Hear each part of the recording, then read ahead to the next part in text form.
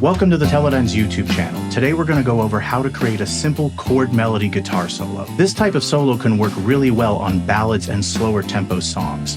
Today I'm going to use the song We Belong Together, originally written and recorded by Robert and Johnny. It was also famously covered by Ritchie Valens. So this song has a 12/8 feel in the key of F, and the chords are a standard circular pattern of a 1, 6, 2, 5, F major, D minor 7th, G minor 7th, and C7. When creating a chord melody solo, of course we're playing a melody, but instead of playing individual notes, we're playing them as entire chords. This is great for filling in space, especially if you're playing in a three-piece. There are three things you need to know.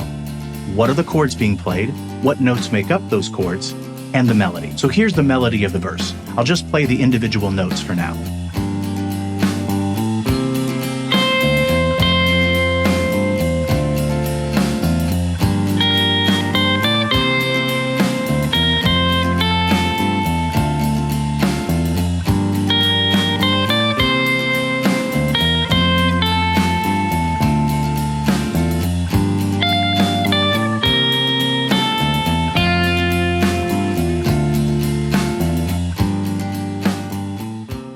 Now, to turn these notes into chords, what you're basically doing is just putting the melody note on top of the rest of the chord. This is also called voicing. We'll just start with the first part of the verse.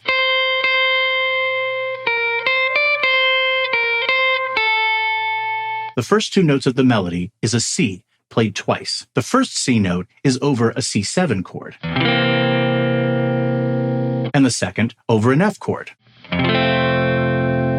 The easiest way to start creating a chord melody is to find the melody notes on the top string. You'll usually want to play the melody notes an octave higher than the vocal range. We need to find a C7 and an F inversion of those chords with the melody note on top.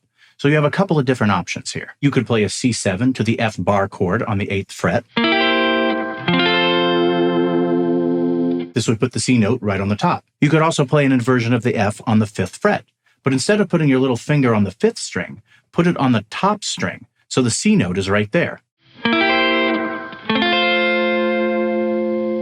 The choices are up to you. You can also color the chords a little different by making it a C9 to an F6. Now I've chosen to play C9 to F6. Then the chord changes and the melody doesn't start again until we reach the G minor 7th.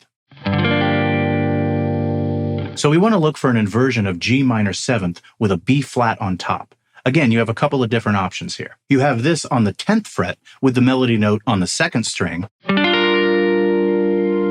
and the 6th fret.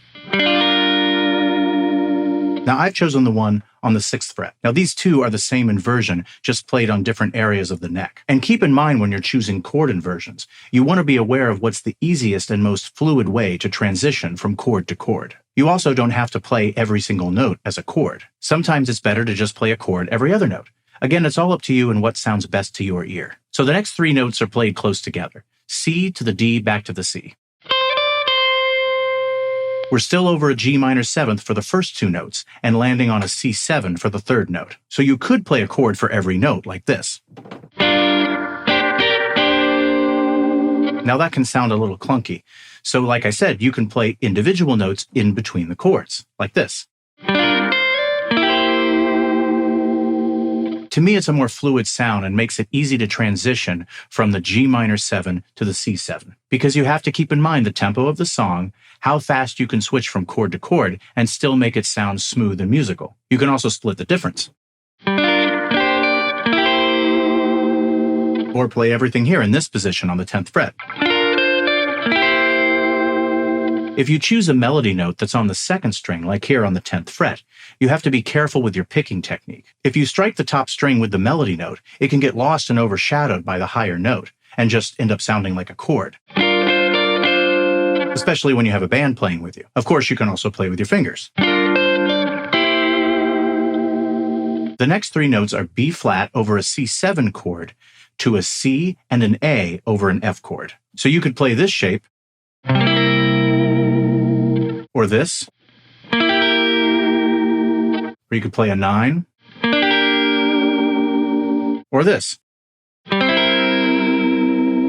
I like this one because it switches up the voicing and all of the notes are moving. This, at least to me, makes it feel like the melody is moving around more instead of a droning kind of sound. But it's up to you and the sound you're going for. Then to a C to an A over an F chord. Again, you could play an F bar chord on the 8th fret. The C and the A are right there.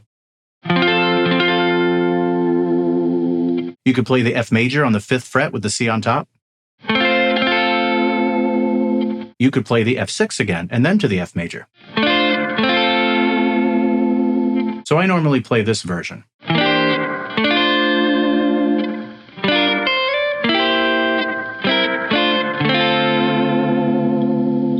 It's the easiest to execute live and still makes a smooth transition from one chord to another. And of course, the melody repeats right here, so you could use that same phrasing again. Or you could live dangerously and play it a different way the second time. At the end of the day, it's all up to you. Then we go into the final 5 notes of the melody.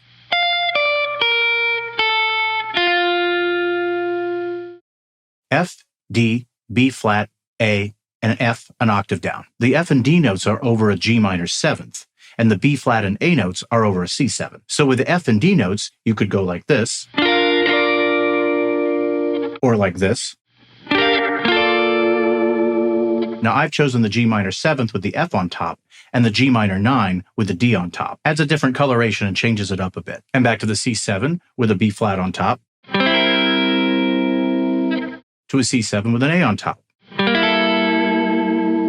It becomes a C13 technically, to an F6-9. So the whole thing sounds like this.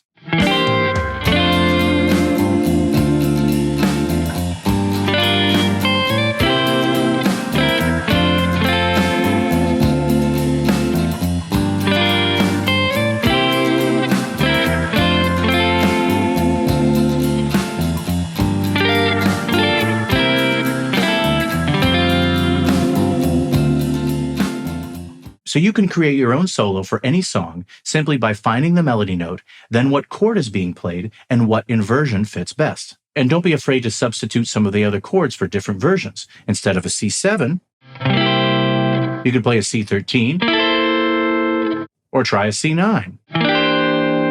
At the end of the day, it's whatever sounds best to your ear. And as you start to play around with this sort of thing, you'll start to notice that some of these chord shapes are the same as other chords. For example, this chord shape here that we played earlier can be a C9, a G minor, or a B flat 6. And what you call it will depend on the key, what the root note of the bass is, and the context of the song. And this starts to get into chord substitutions, which is a subject for another video. But it can also be a lot of fun to come up with different ways of voicing chords. And the more familiar you are with different chord shapes, it can also help you in your soloing and improvisation. And if you're interested, I've included a link to the guitar tab in the description box below. And if you guys have anything you'd like me to cover, or songs you'd like me to break down in lesson format, let me know in the comments. Thank you for watching the Teledyne's YouTube channel. Don't forget to like and subscribe, it really helps out on the algorithm. And you can click that notification bell to be aware of when new videos drop. Right now, we're trying to reach our goal of 1,000 subscribers by the end of the year. So if you want to help the band or the channel, the best thing you can do is hit that subscribe button. It doesn't cost a thing, and it means a whole lot to us. Thank you guys again, and we'll see you next time.